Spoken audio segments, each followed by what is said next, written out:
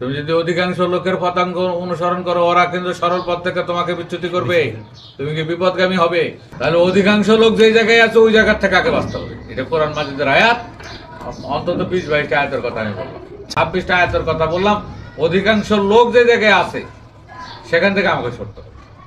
অল্প লোক যে জায়গায় আছে, জ্ঞানীরা অল্পই হয়, 2% লোক জ্ঞানী সারা পৃথিবীতে। 5%? সারা পৃথিবীতে অনলি 2% লোক জ্ঞানী, আর বাকি হলো ভোক্তা, ইউজার। ওই 2% লোকে আবিষ্কার করে, এরা উদ্ভাবন করে, আবিষ্কার করে। 2% লোকের আবিষ্কার উদ্ভাবন দ্বারা আরো 98% লোক চলে, এরা হলো ভোক্তা, ইউজার। আবিষ্কারক হলো 2%, গবেষক, চিন্তাবিদ, দার্শনিক 2% মানুষ সারা পৃথিবীতে। 2% লোক যে জায়গায় আছে ওই দলে থাকতে হবে। অতীতে বহু ঘটনা ঘটছে এরকম।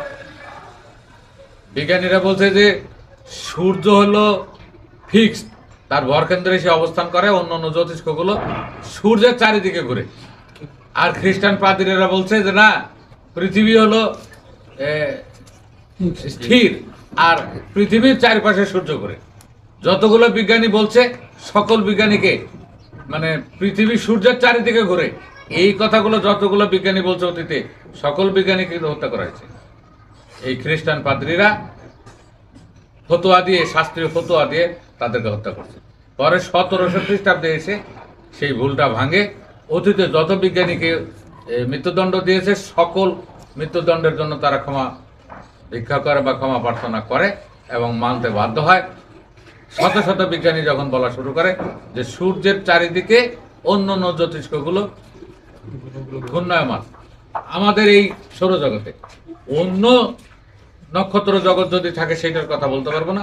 আমাদের সৌরজগতের যে সিস্টেম, সূর্যটা ভরকেন্দ্রের একেবারে কেন্দ্রবিন্দুতে অবস্থিত, আর অন্য অন্য জ্যোতিষ্কগুলো তার চারদিকে ঘূর্ণায়মান। এই কথাটা বলছে বিজ্ঞানীরা, গবেষণা করে প্রমাণ করে দিয়েছে, তাদেরকে হত্যা করছে।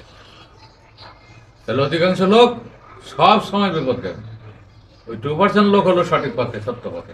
এই জন্য যুগে যুগে মানুষ আসছে, যুগে যুগে নবী, তাদের মতে আমাদের এই অঞ্চলে যুগে যুগে অবতার, মহামানব, তাদের আবির্ভাব হয়েছে মানুষকে ধর্মান্ধতা থেকে ফিরিয়ে আবার সঠিক জায়গায় আনা। যে বাবা, তোমাদের পিতামাতার পূর্বপুরুষের ওইগুলো ছাড়ো, এইটা হলো সঠিক। যুগে যুগে যত মুসলমানি ভাবধারা নবী এসছে, তারাও সেই কথা বলছে। এই উপমহাদেশে যতগুলো অবতার আসছে তারাও একই কথা বলছে। বেশিরভাগ লোক কি মানুষকে ধরে বেঁধে মেরে তাদের দলে ফেরানোর চেষ্টা করেছে। এই উপমহাদেশটা এইভাবে চলছে।